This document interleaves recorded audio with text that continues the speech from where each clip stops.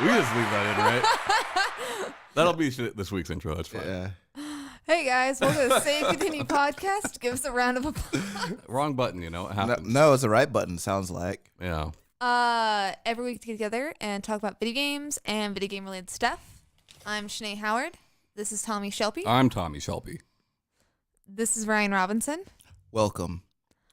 How are you guys this week? Excellent. I'm pretty good. Not so bad. Yeah. What have y'all been playing lately? So much. Yeah. Like, every now and then, I get into like this whole thing where I'm just playing a little bit of everything and not just sticking with one fucking game. And that's right now. Part of that's because I got some new stuff, right? Like, James gave me the deluxe edition for Days Gone. Oh, nice. I played like an hour of that. What did I beat this week? You didn't put it on the list? Yeah, I put it on the list. I don't want to have to go out there to remember, though. I don't remember. Well, anyway, I got a 360 from my brother-in-law. It's a R2-D2 Star Wars edition. So I've been playing a bunch of my old games, and that's been a lot of fun. Oh, nice. We played Neo Geo Battle Coliseum last night. Yeah, we played a little bit of that. Mm-hmm. That's a really good game. It's a fighting game with Neo Geo characters in it. That's what makes it good. Like, other than that, it's an okay fighting game. Yeah. One of the characters, he just uses guns instead of punching people. Marco? Yeah, Marco. From Nice. Metal Slug. Yeah. You know what Metal Slug is, Shanae? It's a game. Have you ever played it, Shanae? No. You should give it a shot sometime. Yeah. Okay. If you like shoot 'em ups and platformers, it's pretty good. I was playing Scott Pilgrim versus the World this morning. That's fun. I think you'd like Holds that up. game, Shanae. I think both of you would really like it because it is very, very much a better River City Ransom. Yeah. I would not say better. What about River City Ransom is better? Nostalgia. Sure, I'll give you that. I'm not nostalgic for Michael Cera. This has zero to do with Michael Cera. Yeah, it's like based off the comics or the graphic novels. Whatever. But yeah, I don't know. I've been kind of all over the place. Yeah, I have not been playing anything really super new except for some like online social games with like some coworkers. Farmville. That's still around? No, like Evil Apples. What is that? It's like by the same people who made like Cards Against Humanity. So it's like a similar premise of a card game, Okay. but it's like all a mobile app. So I've been doing a lot of like, and then because all of us have like different phones, so I've been like looking at and then downloading a bunch of like social like small games that we can play across like other phones and stuff like that. Cool. I played around with Joker and Smash Brothers, Oh, nice. and that's pretty fun. Yeah, Berta got the DLC for that, and Yeah. then so I've been playing that some. Kingdom Hearts still. What is Joker's final smash? It's the all-out attack. Okay. It's like what would have been the Tech figured. Savory thing. I Yeah. figured that's what it would be. And then just like the mobile games I've already been playing, and then still some like math games. Yeah. Nothing super new or exciting in my realm. I'll be back. I'm gonna get a Red Bull. Oh, I also been playing Baba Is You and gotten other people to play it. Have a Red Bull, Tom? No, I only have one. You literally just drove here. Yeah, I did. I didn't want to stop because I was already running behind, you know? So- Man, he's in a mood today. He's in a mood today. Yeah. It's the lackable. Sure. I can probably see that.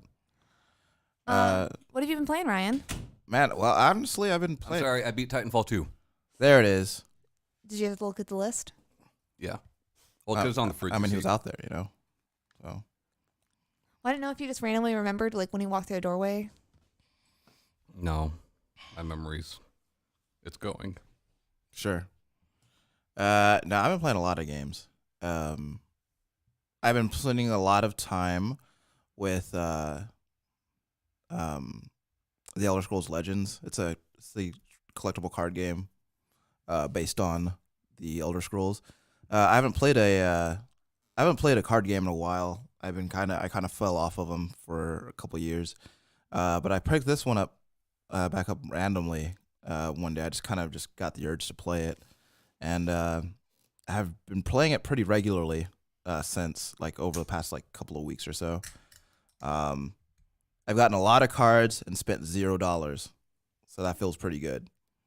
I constructed a few decks that are doing pretty good for me. I won a few games. That always feels nice.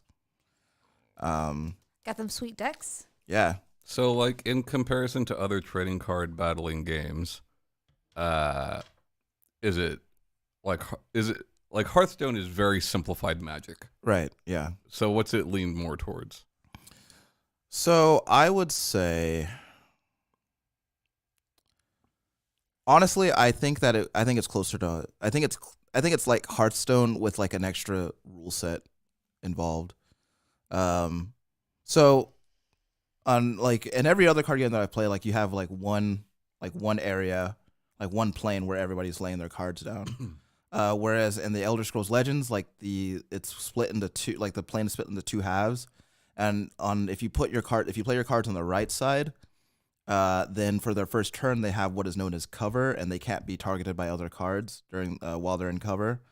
And then after that turn, then they lose it. But it's a way to like kind of strategically place cards. Like maybe if you place this card that you really want to play, but your opponent would target that card first, so that you wouldn't get to do anything with it. So you put that card on the right, so he can't target it with another card, and you might get the chance to use it. But it's a little bit different from Hearthstone in that in Hearthstone you have different heroes that you can choose, and each hero has like an action skill that they can use. Like I think some of them like get like extra armor to protect them from direct attacks. Some of them can spawn a weapon card or whatever. But on here, like they split it up into, instead of specific heroes, they split it up into like the different races of Elder Scrolls. Different races get different bonuses to like the kind of cards that they draw or win or whatever. Lizard people. Yeah, so you can be the lizard people. Crab people. There are no crab people, as far as I'm aware. But yeah, I've been having a lot of fun with it. I think I've bought maybe like 6 card packs with just in-game currency. So, and I've been earning it pretty regular. So that's been really cool. I've been playing Mortal Kombat. I have a lot to say about that game, so I'm not really gonna go into it right now. But I'm playing a lot of Mortal Kombat. I just got Days Gone and Sekiro yesterday. Sekiro's really fucking cool. That's a really cool game. You actually met my friend Justin the other day, Mm-hmm. but he's been trying to work on the speed run for that game.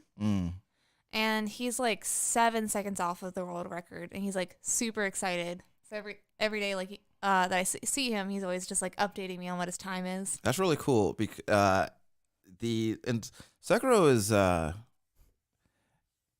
I've never played like I don't usually play games that require the level of precision that Sekiro is asking for. I think a lot of the games that I play, like even the games that lean more toward the more difficult side, are like a little bit more generous than Sekiro is. But the trade-off there is that it's so much more satisfying when like things line up, when you parry that attack or you capitalize on that opportunity. It's just so much more satisfying because the windows are so much smaller. So like, Shanae, you brought up muscle memory a couple episodes ago whenever we were talking about Smash Brothers and what controller to play on. Yeah. And I was listening to Maddie Myers talk about Sekiro and fighting games, and she plays a lot of fighting games, you know? And she talks about how, like, sometimes even if she's not playing the game, if she's just watching TV or whatever, she'll sit there with her fight stick and input those commands, you know? And that she's also been doing that with Sekiro, and it's been helping her out quite a bit. That seems like something to try. Like that game does seem to, like, muscle memory does seem to figure a lot into the equation of that game. Yeah. And I'm kind of starting to feel that kind of taking effect.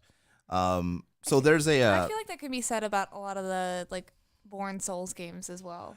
yeah, but Or, like the Souls games. I mean, I know Like I'm more. Let's get that muscle memory for roll dodging forward and left. Well, it's like getting the timing down of the enemies, of knowing like Sure, like when. but I mean that goes back to fucking Mega Man, you know. But even still, I think that the like I was saying, like I think the windows for opportunity and windows for dodging and whatever in Dark Souls are more generous than Sekiro is, and so there's a like early on in the game you meet this guy who like I guess he can't die. So he's like, practice your swordsmanship on me. Training dummy. He's like basically a training dummy who can talk, but it's like a really morbid training dummy basically. And so you get to go through like these increasingly more in depth like tutorials on like different moves and like different like defensive techniques, and it's really cool. And like actually putting those things into practice is, you know, if I feel like when I see those opportunities, like I just immediately react. That muscle memory takes over, and it's really cool to feel that kind of progression, especially in a game that is as precise and unforgiving as Sekiro is. I've also been playing Days Gone. I think I've put maybe, I don't know, I want to say maybe a good 6 to 8 hours into that game so far. Wow. I thought it would be more because you're talking about the Swarm, which I haven't seen yet, and like most people are like, yeah, you're not going to see really a Swarm, like interact with the Swarm until like 15 hours. So I think it's a little bit more. I don't know that it's like a scripted event or whatever, but like there are like it doesn't happen often, but I like noise and light and all those things like figure heavily into the game, and I didn't figure out until until a couple hours in that this is really a stealth game. I guess I never picked up on that when seeing it before. So I find myself trying to be really quiet whenever I have to get off my bike to do something. And I was telling Tom yesterday that my girlfriend, she had we saw this what looked to be like an explosive crate or whatever, and she said she just told me to shoot it. Like anytime she's watching me play, she sees something that looks like I can shoot it, she wants me to shoot it. So she sees that crate and she tells me to shoot it. So I shoot it, and there's not an immediate thing that happens. I'm like, that was a cool explosion, whatever. I was like, I probably could have put that to better use at some other opportunity. So I'm just looking around, like for supplies or whatever, and I don't realize that the zombies like that were pretty close by heard it, and like I see like one or two like trickle in, and then I look over and like there's a whole group like of them running toward me, like too much to actually defend myself against. I'm very quickly overwhelmed. I think that there might be like wandering herds that you might see or something, because I've heard about that. But like in areas where there could be a lot of them, especially, and time of day is also a factor too, because I think I forget if they sleep during the day or at night. I can't remember, but like I encountered a lot of them during the day. So maybe it's at night when they're asleep. But like if you're doing things in like during a time of day where a lot of them are out, then you're more likely to run into a lot of them who can overwhelm you. Versus, you know, you'll see fewer of them at night, but they'll be stronger. So that's kind of the trade-off. So I definitely don't want to give impressions of the game yet because I don't feel like I've played enough of it to do so. Right. What I am curious about is I'm playing on a launch PS4. Mm-hmm. I was playing 1.03, which was the update that was supposed to fix a lot of things. Right. And they've since had several more. Yeah. I've had some like horrible load times. Like I don't mean horrible like 30 seconds. I mean horrible like a couple minutes. Yeah. Yeah. Talking about launch day Bloodborne load times. Yeah. So I haven't really. I feel like I don't feel like they're that long in my experience, but most of I don't know, like are the load times like basically like you're dying and like reloading a save or something? No, like just going from the start of the game, a cutscene ends, goes to gameplay. Wow. Yeah. So I haven't run into any of that. And I'm running it off of a SSHD, which you're just running it off of a regular hard drive. Right. So I haven't run into any of that. Like the only load disc. Well, even off of a disc, you're running it off the hard drive because it's PlayStation 4. Sure. I haven't run into any of that. The load times that I'm seeing are usually like when I'm like reloading a save or initially booting up the game. Yeah. But when it's for me, in my experience, like going from a cutscene to gameplay is just it's. And that's good. I mean, you're playing off of a newer version than I was. Yeah. But But I think they've patched that game pretty much every day over the last week. I think they're up to 06 now. Yeah, which is a whole nother thing. But overall, the game seems okay. It's not doing anything like it hasn't done anything to really like grab me. It's kind of like it's a very, to me at this point it feels pretty average. And that seems to be the general consensus. Yeah. There are some there are parts of it that I find to be that I find to be satisfying and I find to be fun. But overall it doesn't seem that engaging to me. So there's a guy I work with. His name's Roy. If you're watching Roy, hello. And he's like, "You gonna play Days Gone?" This is before the game came out. And I was like, "Yeah, I'm probably gonna play it." And he's like, "It's been getting bad reviews, I'm like, Yeah. "Well, no, it's been getting like 6s and 7s, which is generally like okay reviews, Yeah. And I don't need every game to be a masterpiece." Sure. But I do. well, that just brings up more questions because you play a lot of shit. And I went into I went into the game with, because I said before, like there were many times where I would forget about this game until someone mentioned it. Right. So I went into the game with I didn't go into it with that many expectations. There are some things that there are parts of the game that like kind of surprise me in like not the best way. And I'm You're talking about story stuff? like story stuff and like some of like the acting stuff. Like I don't like Deacon at all as a character. So I've heard that changes quite a bit, but once again, I haven't played very Well, much I think part of why I don't like Deacon as a character is like one is the way one is the acting and portraying him. It's not good. I don't enjoy it. Who's his voice actor? Star-Lord? Star Killer? Star Killer. Yeah. What's that guy's name again? I don't remember, but You know the one. Force Awakens, Secret Apprentice. Adam Driver? No. Oh, that's Idiot. It's okay, Shade. But like it's inconsistent in a way that is like really and is very noticeable to me. And it's just, and I don't find myself like I was playing it and I was like, so far I don't care about any of these characters, which is it seems like a really huge deal in a game that is so narratively focused as Days Gone seems to be. So, I mean, I'll say this: you're still very early in the game. Yeah. So I mean, there could be a turning point, and I could be like, "Whoa, this really." Yeah. Who knows? Yeah, but from what I gather, the game's about 60 hours, okay. and apparently that's too much of the game. But yeah, yeah, and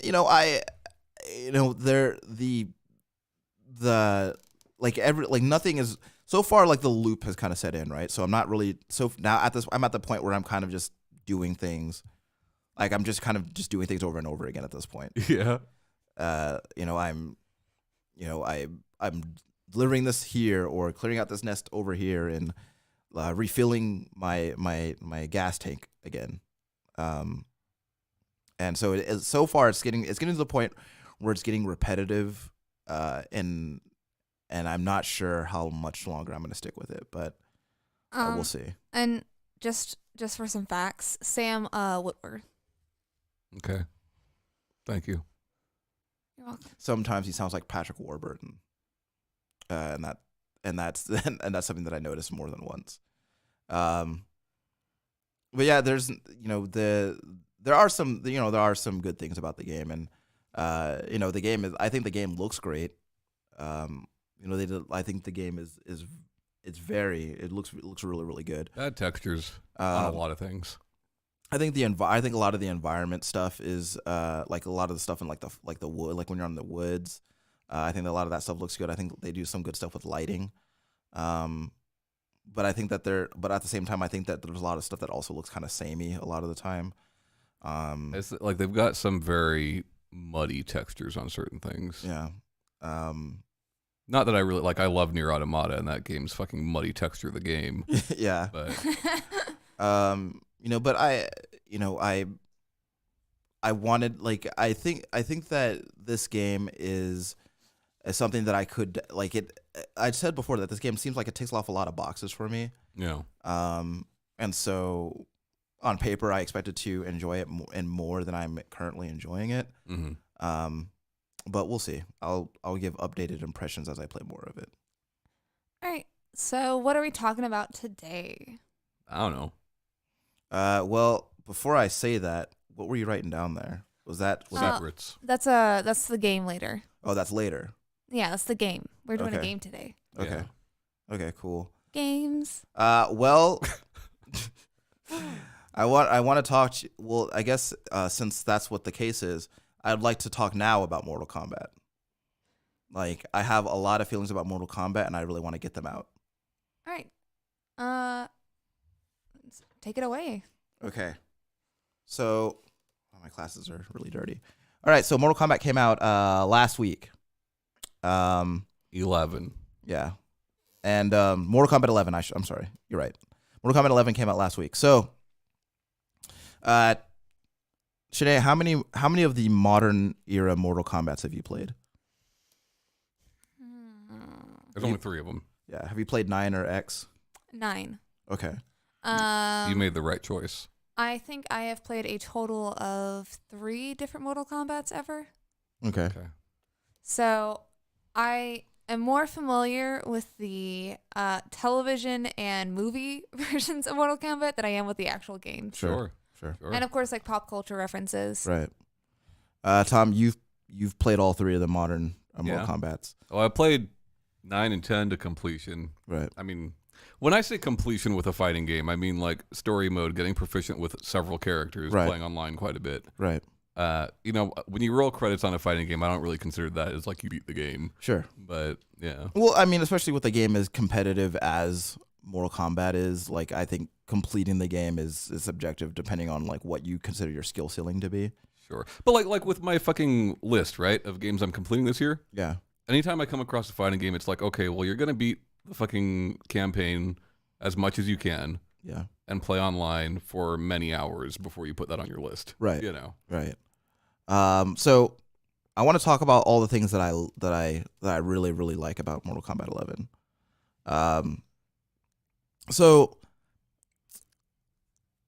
first and foremost, like that game, like I consider it to be the, like, as far as the fighting and moment to moment gameplay are concerned, I feel like this is the best of the modern era of Mortal Kombats. Do you think it's the best because of the simplicity? No, I think I don't know about I don't know if the simplicity makes it the best for Because me. it is the simplest of the 3. I think it's just, I feel like it just flows better and it's more gratifying, and like I feel like there's more impact to the moves and in the combat. Also, I think that a game's potential to draw in more people and a bigger audience is a big thing for me too. I like being able to have that conversation with more people. But I don't know. I enjoy it more than definitely more than I enjoyed X. Because I think that Mortal Kombat X was just like, it felt I like the game, but it just, at the same time, there are a lot of times where it just felt kind of what's the word I'm looking for? It felt stiff to me in a lot of ways, and I think that Mortal Kombat whereas Mortal Kombat 9 felt a little bit more fluid and flowed more freely. So like X to me, what I like about X is the fact that you have a 3-segmented meter, Right. Which you don't in Mortal Kombat 11, Right. and you have a run button, which you don't in Mortal Kombat 11, Right. But other than that, it's kind of the same. Not the same as 11, but like Sure. the same as Mortal Kombat has been in the past. Right. And you know that the whole. And Like if Mortal Kombat 11 is Mortal Kombat 2, Mortal Kombat X is Mortal Kombat 3. You know, Sure, definitely, yeah. The for sure. the combos that you can do with that run button change that game significantly. Right. And yeah, and I think it's just as apparent as it was 20 years ago when Mortal Kombat 3 came out, and that and I remember talking to you about the first time I saw a Mortal Kombat 3 cabinet, Mhm. and I was like, run button. What are we Yeah. doing here with that? And then you and Get the shit out of here. well, I don't know if it was just that. It was confusing to me. And I remember like as a kid, like because I didn't really get into. I've always loved Mortal Kombat. Ever since for as long as Mortal Kombat has been around, I've loved it. But the thing about it is that I've never really been that much of a fighting game person, like until fairly recently. And so it wasn't until I became more fascinated with the culture of fighting games and the way that they worked that I realized what kind of impact the run button in Mortal Kombat 3 actually had on the game. And that was also the first. It was also the first in the series where they actually started counting combos and like you were able to string together moves in a way that you hadn't been able to in the previous two games.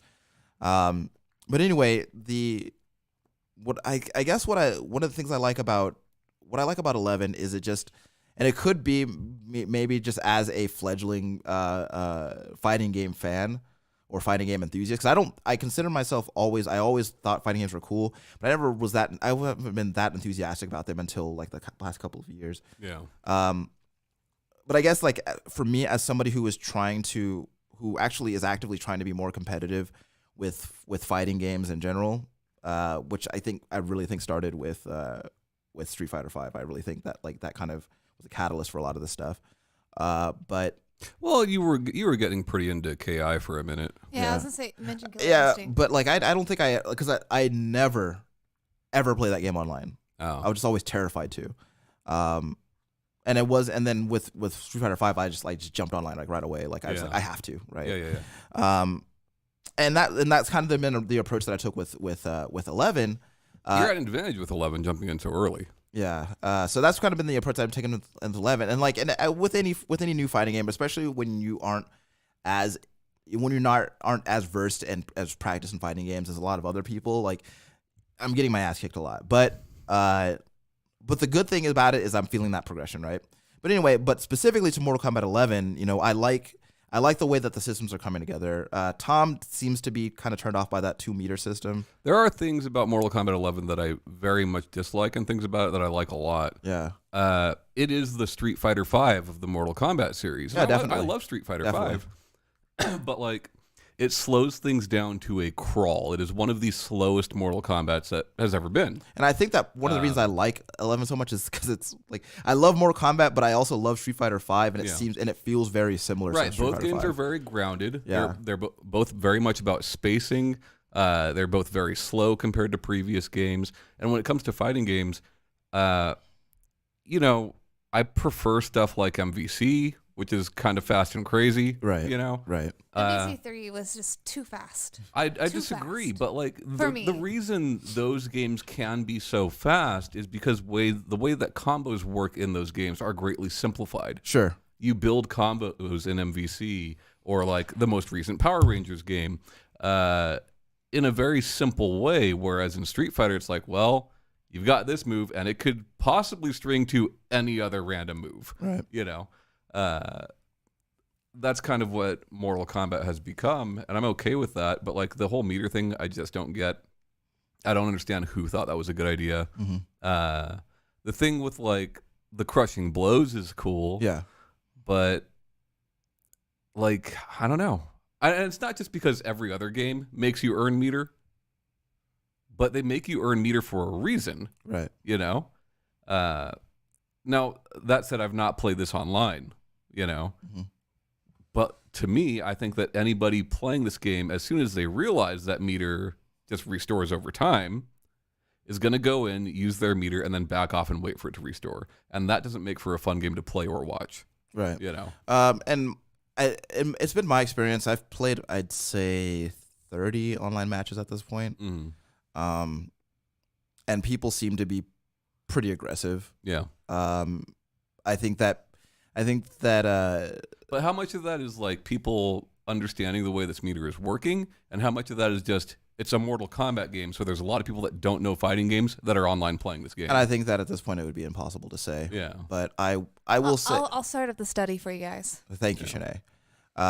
But as far as I can tell, a lot of in my experience, and especially also with the way, because you've seen how a lot of times with fighting is I play very aggressively. I don't really back off. So, and I don't know how much like I don't know how much of that is me being aggressive versus them being aggressive, because I kind of just never back off, right? Right. So I can't really tell how aggressive they would be if that weren't my style. Well, it depends on like what you're playing, right? But like you're saying yesterday that you're playing Johnny Cage for the most part, and Johnny Cage, outside of combos, which Mortal Kombat 11, there are big combos in Mortal Kombat 11, but for the most part, you're looking at 3 and 4 hit combos, Sure, which are pretty small. Yeah. Outside of combos, Johnny Cage is more of a ranged character. Yeah. You know.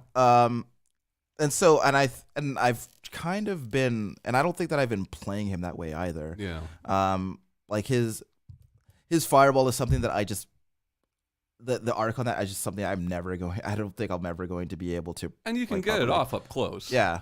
But I've been relying on like actual combos and stringing, like finding ways to string into more, like do a combo and like find a way to link that to another combo, which is again one of the things that kind of intimidated me about 9 and 10 was like I would look at people playing that game like competitively, like I would watch Evo videos and everything like that, and I would look and see the combos that they were doing and just ask myself, how are they doing that? Like how are these combos coming together like that? And I couldn't. That's a mistake. That's a common mistake that I think a lot of competitive gamers make, is they watch things like Evo or fucking CS:GO or whatever, and they're like, man, I can't do that. I'm never going to be like that. Sure. It's like watching the fucking Super Bowl or watching, the NBA championship game and going, well, I can't play basketball like that. Yeah. Like, you're not going to be competing with those people. Yeah. Well, you're not competing with people anywhere near that level ever,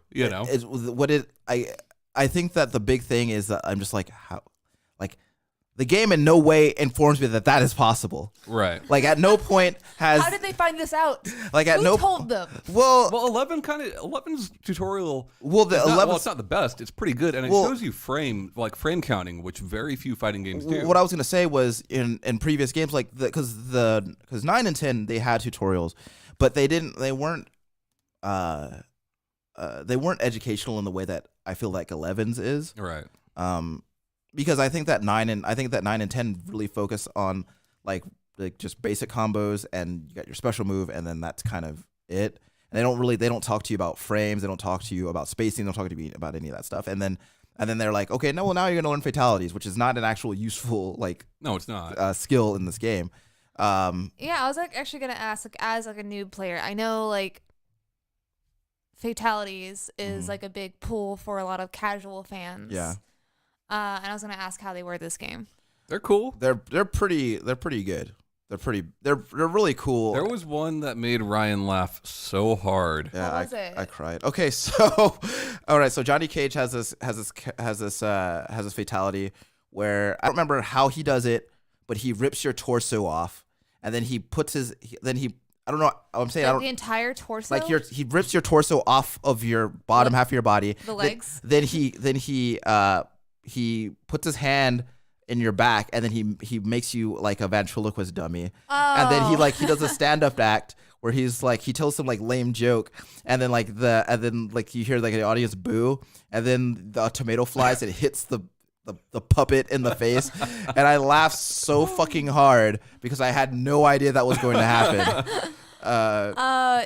So each character has like multiple fatalities. Each character has 2 fatalities. You have your 2 fatalities, and you have brutalities. And brutalities are basically brutalities are just so Brutality has been there since 3. So, but they're different. I don't remember that. They're different now because in Mortal Kombat 3, brutalities were closer to like what an ultra combo is in Killer Instinct. Okay. Because like in Mortal Kombat 3, the brutality was them doing a really fast combo on you till you exploded.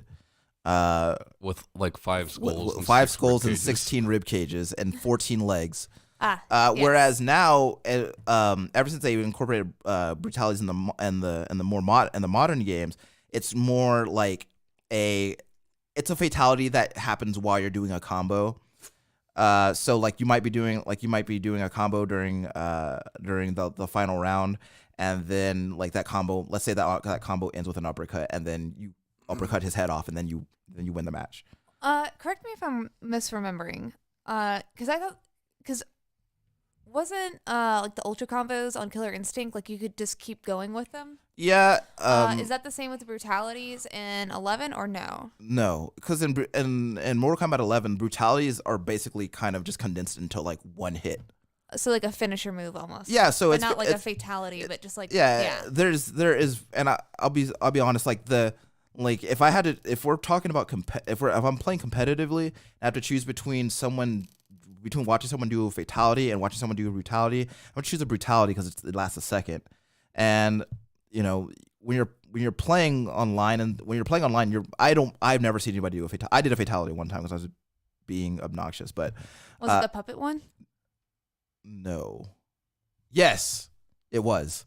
But it's just like most of the time, like when you hear finish him, then they're just gonna do like another hit just to end the match, which is preferable because you don't want to watch someone do like because that's another thing too, is that the fatalities in 11 are like just so much more elaborate than they've ever been. I was just imagining like the fatality starts and like Katana like gets like some setup, grabs some like crates, like sets it all up, then does it, and then you have to like, wait through the whole thing. Yeah, well, like you remember in the old Mortal Kombats where someone would do a fatality, and the whole thing was just the fatality was just one thing that they did. Whereas at this point, like the fatality is basically like 3 or 4 things being done to a person. I mean, it's because like with Mortal Kombat 1, that one thing had never been done before in a video game and was very impressive. Well, and I'm by no means admonishing it. I love this stuff. Like I can't say that I'm a fan of Mortal Kombat and not like the inclusion of fatalities. What I am saying is that if I was playing online and everybody was doing fatalities, then I would just get tedious. Then you would and not boring. play online. Well, I'm not saying that I wouldn't play online, but I'd probably play online less frequently because of how much time that would take up. But anyway, so, but as far as from a gameplay standpoint, I love it. I love playing it. I feel like the skill ceiling feels like I feel like my skill ceiling is higher in this game than it has ever been. And that's in Mortal Kombat. And Mortal Kombat, and it's a good feeling. It's a really good feeling to have. I feel like I actually feel my skills progressing, and I feel like I'm really getting better at my chosen character, which is weird because Kano's actually my favorite character, but I just feel like I'm better with Johnny Cage than anyone else. Speaking of which, Tom, you got to see a bit of it, but that story mode, I think it's about, I want to say 6 hours long. Just fucking phenomenal and crazy and wacky and sometimes touching, but also, but like, it's just so. How do you feel about multiple endings? Because this game has that. I didn't know that it had multiple endings. But what do you like? So each character has multiple No. endings, or like but there's multiple endings to the story. There's multiple Yeah. endings. I didn't know that because I only played through it once. What determines the ending that you get? I'm not sure. I haven't played it. But the main thing about the story in Mortal Kombat 11 is like time shit, like time travel and like changing timelines and all this other stuff. And you have a lot of characters in the present day meeting their younger selves, and it's really like you have Johnny Cage as like a middle-aged dude meeting like young Johnny Cage. Ryan and I were, I'm sorry to interrupt, but I was watching Ryan play some of this, and we were like thinking up this Back to the Future scenario. Yeah. Where like, I don't remember if it was Johnny or Sonya, but like one of them was in peril. And we were thinking like how funny it would be if like Cassie Cage pulled out a photo of like her and her brothers and like she's starting to disappear like Marty McFly. Yeah. I also thought it'd be funny if somebody was like called Chuck Berry and it was like, hey Chuck, you know that new sound you're looking for? Listen to this, and just the Mortal Kombat theme song. But no, it's so to me it's just so well written. It's fun. It's a really fun experience. Like all the twists and turns and the time travel stuff. Like I said, like with characters meeting their younger selves. Like Johnny Cage meeting his younger self, like he immediately has a, oh my god, was I like that like sort of moment with him, because like Johnny Cage's younger self is like still like the hotshot movie star, like who's like really into himself, and older Johnny Cage is like more grounded and humbled, and like he's like, I got a family now, so like, you know, I take myself more seriously, or I take everything else around me more seriously.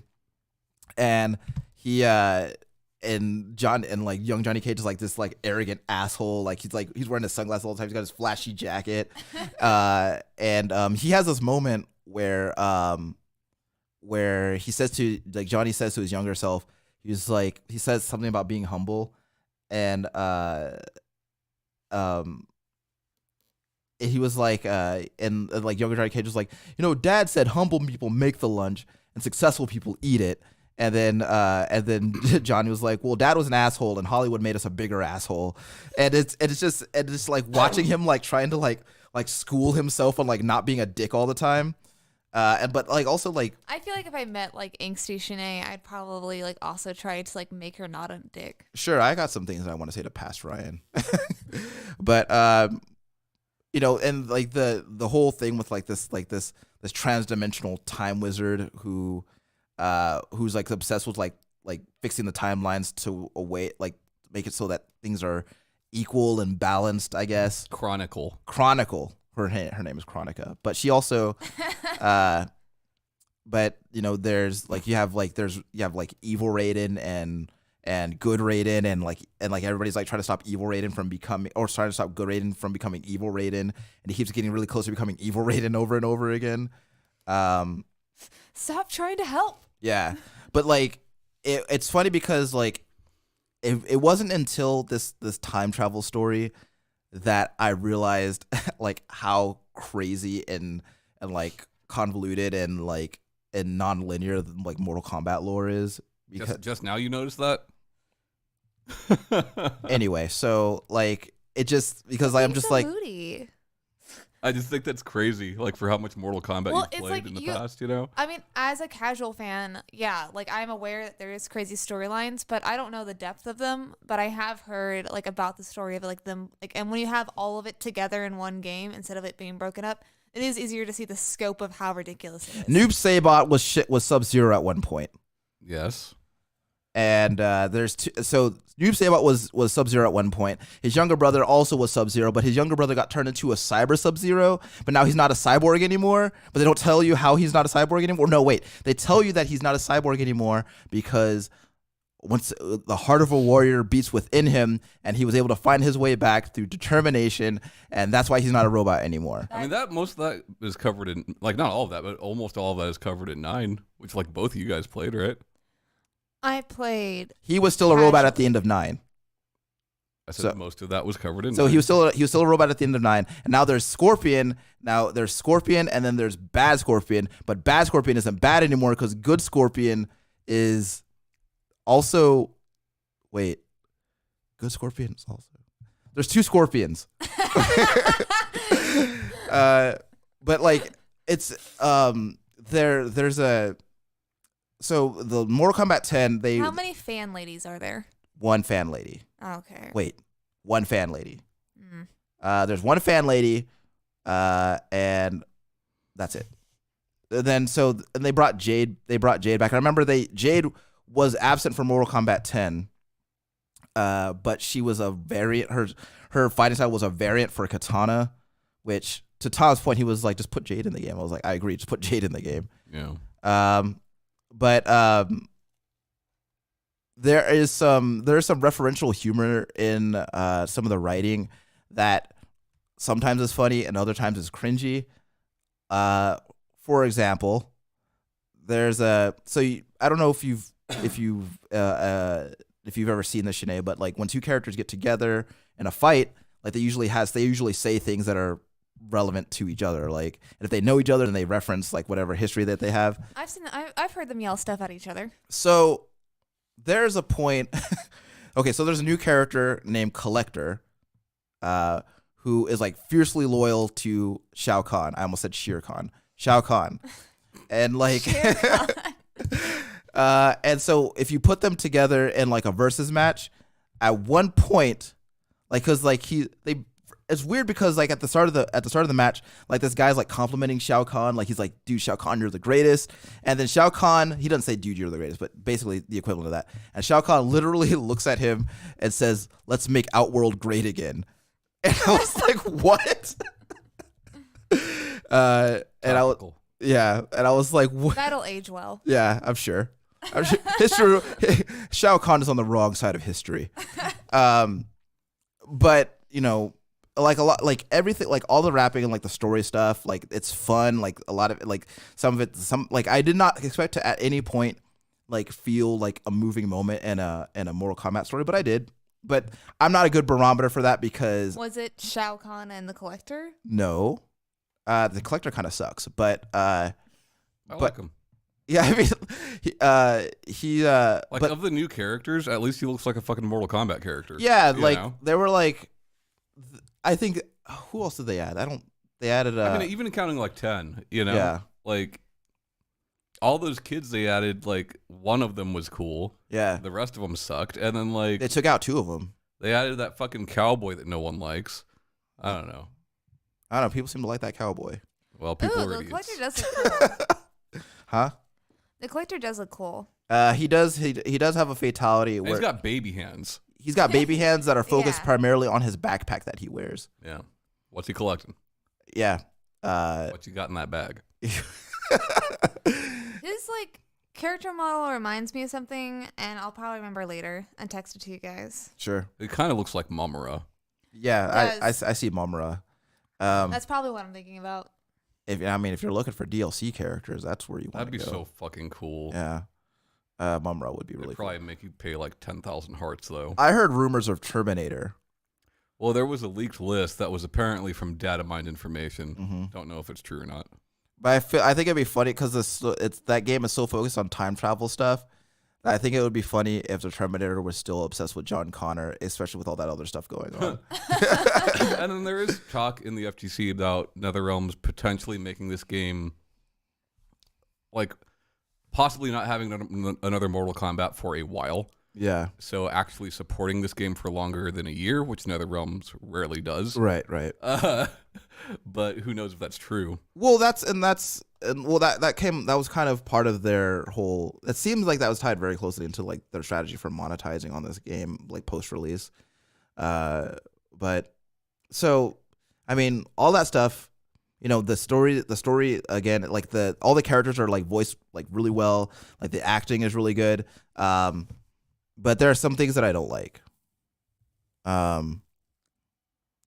Like such as Well, I'm gonna get this out of the way just because I don't want to belabor the point. But I do think that the inclusion of Ronda Rousey into the cast was a lame decision. wait, Ronda Rousey's in Mortal Kombat? Yeah, she's Sonya Blade, and Wait, like is she just like the voice actors? Yeah. Yeah. they don't use her likeness or anything. Okay, I thought like it was just like Mortal Kombat characters and then Ronda Rousey.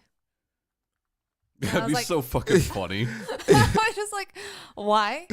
Hey guys, I'm here. I was like super confused. No, but she voices Sonya Blade, which is, you know, she's not a good voice actress. not She's at all. not, no. She's not at all, and it's funny because it stands out like amongst like especially when she's like when she's sharing scenes with other people, like her acting is just like it's just flat and It's very funny. and and with the lineage of Mortal Kombat, like I almost had to ask myself, like, is this intentional? It's like, is this intentionally bad? But you know, like, and outside of like the, you know, like it's a weird bad spot on an otherwise what I consider to be stellar game. And like even like not even taking out like Well, not it's even not the only bad spot. right, it's not, but like not even taking into account her problematic like opinions and whatever, but like she's just not a good choice, and I'm just like, whose idea was this? And I don't know if that was, and And also like what? I mean, it's a marketing thing. That's exactly what it is. Yeah, but like what kind of person is gonna like play Mortal Kombat because they found out that Ronda Rousey voices Sonya Blade? Ronda Rousey fans. Yeah. I mean, Of which she has many. Yeah. Like especially like not as money as she used to for sure. Well, I She's think still like good. after More than not having any. I think If you after can grab 1,000 people, that's better than not grabbing. I think that 1,000 after people. I think that after she crossed over into like professional wrestling, I think like her fan base kind of grew like a lot based Okay. on that too. I did forget that she did that. I didn't even know she did that. Yeah. And I really, I loved everyone's portrayal of their characters and but it's just hers just stands out as just really, really bad. And it almost seems like, I don't know. It seems like she sent in a voice recorded clip from her phone and they just used that. But aside from that though, like some of this crypt stuff is bothering me. Like, I mean, they fixed it a lot already. yeah. Yeah. So the other day, there was a an update, and it was basically, so I logged in. I was like, let's see what they did. So I log in, and there's a pop-up notification on the title screen. Basically says, hey, we've heard your criticisms of the crypt and the accumulating of currency for the crypt. So we're working to rebalance the economy in the game. But in the meantime, here is some free currency. So that was nice. So as of right now, I'm kind of not into it because, like, okay, so there are chests in the game so there's 3 currencies. You have your coins, you have hearts, and you have time crystals. Time crystals are the only ones that you can actually buy with real money, and I think those just unlock like cosmetic stuff. But so there are some chests that can only be opened with hearts, and How all. do you get those hearts? So you get those hearts by doing fatalities, and then you also by finishing the towers, you can get some hearts that way. So a lot of the every chest that I've encountered that requires hearts, it takes 250 hearts to open the chest, and you get 1 heart per fatality, and so Jesus Christ. yeah. So Well, you used to get 1 heart per fatality. currently I'm still getting 1 heart per fatality. Well, you might need to update again then, because as of several days ago, it was updated to 3 hearts per fatality. So. Still. I mean, it's better. But then they went in and they changed like the cost of like opening certain chests to reflect the changes in the balance of the economy. And I guess I don't see why the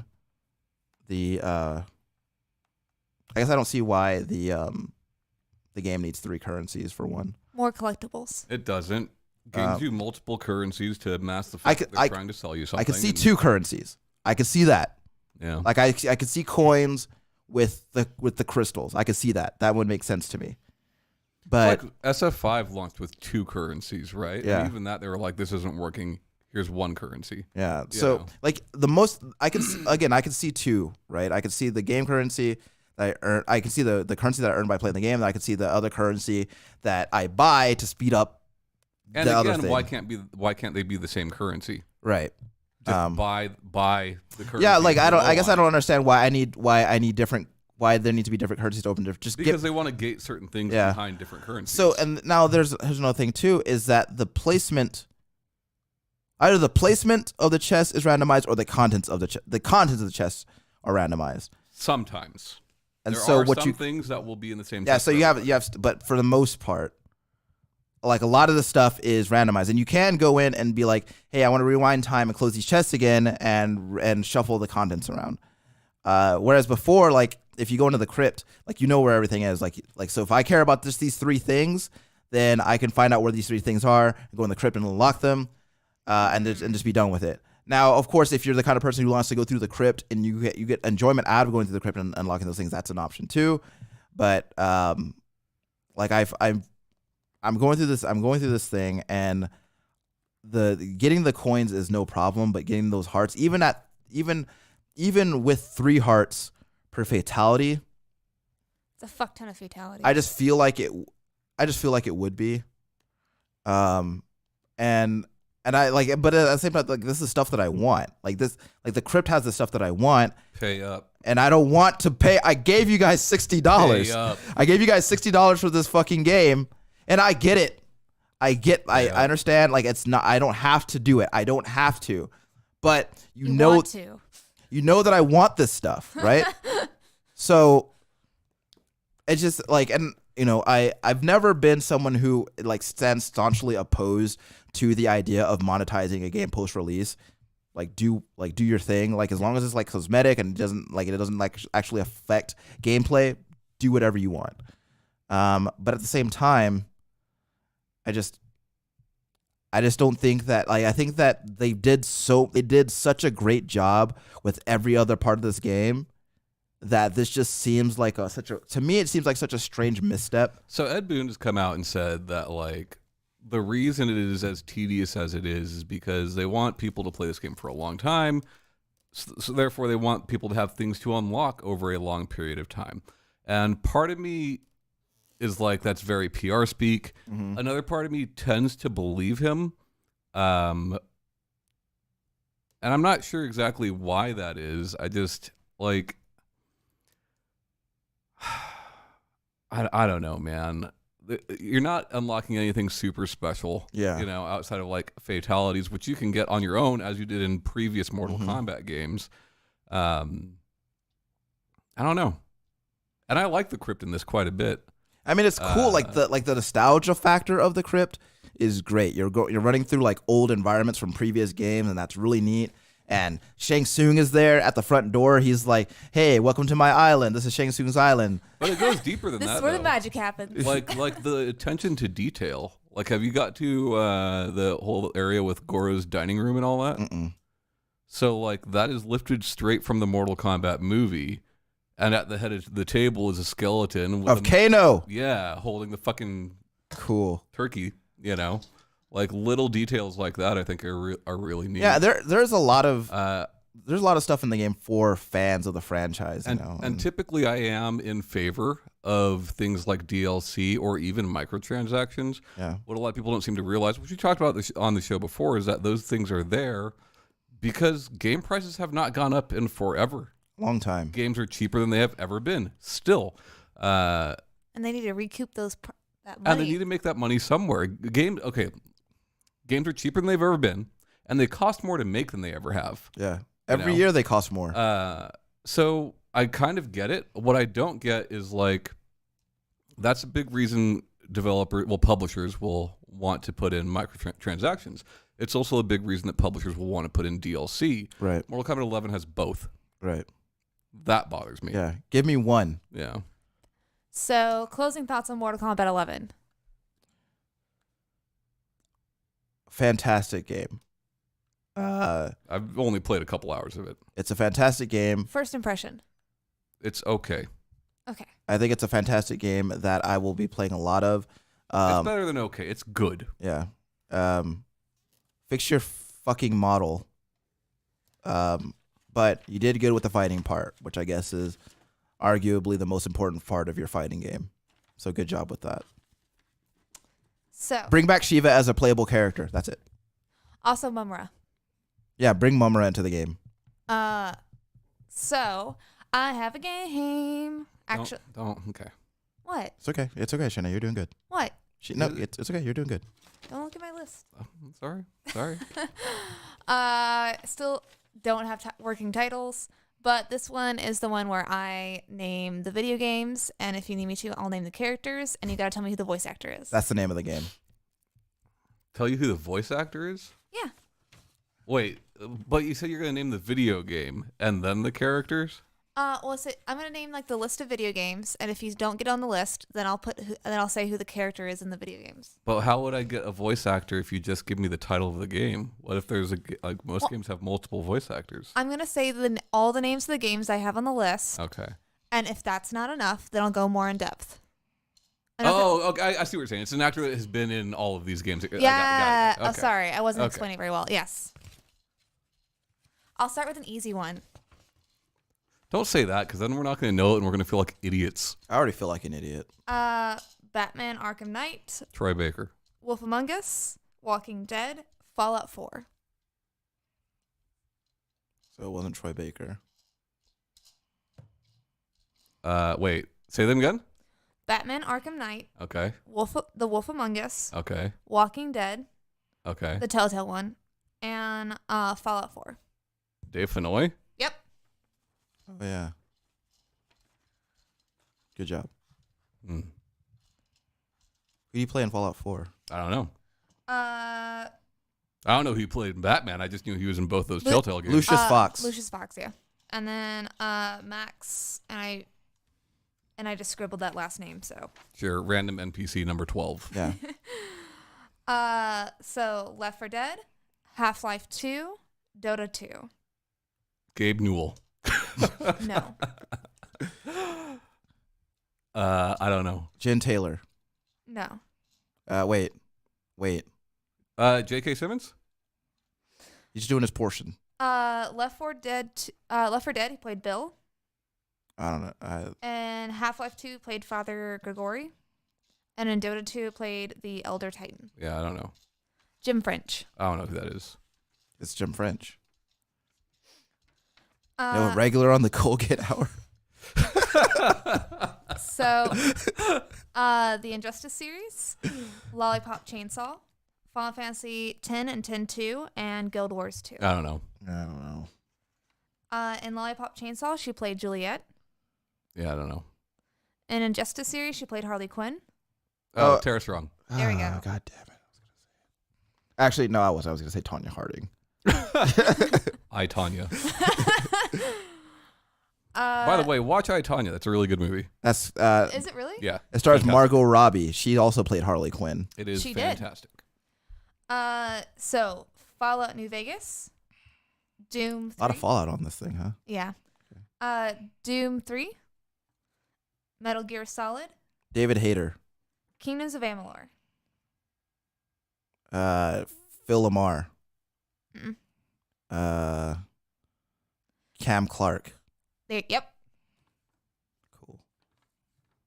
We should just put Leonardo on there. Leonardo. Yeah. Uh, He's the richest guy in. well, I know he played Leonardo in the animated series. I didn't know if he did it in the video games. He probably didn't.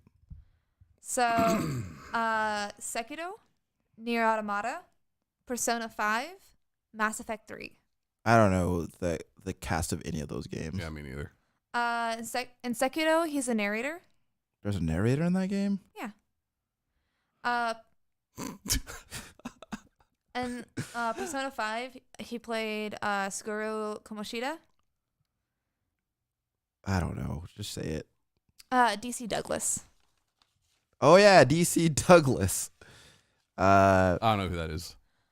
I believe he also did the voice of Crash Bandicoot, but I couldn't confirm that. So, was it a tie? When does Crash Bandicoot speak? All The the time. noises he makes. Huh. So at the end of that, All Tom right. has 2, and then you have 1. All right. So, It's too hard, Shanae. yeah, that was too hard. You said an easy one. Yeah, you made me feel like an idiot. Yeah. You So stupid. Well, the Dave Fennoy one was easy. I mean, I only knew 2 of those games he was in. And there's a lot of other actors in both those games. Yeah. Well, You know? I just know how, like, whatever. You played Bluebeard. You know who that is? Yeah. Yes. Who was that? It's not on the paper. It was on The Wolf Among Us. Okay. But yeah, so that's our game for today. He was the voice of your employer. For a while, at least. Yeah. Yeah, he was. Sorry, just got me off track. So that was our game today. You can listen to us on most podcast apps. You can reach out to us on Discord, social media. But that's our show for today. Should I end the show by saying bleep bloop ice cream scoop? Bye, guys. Bye, guys.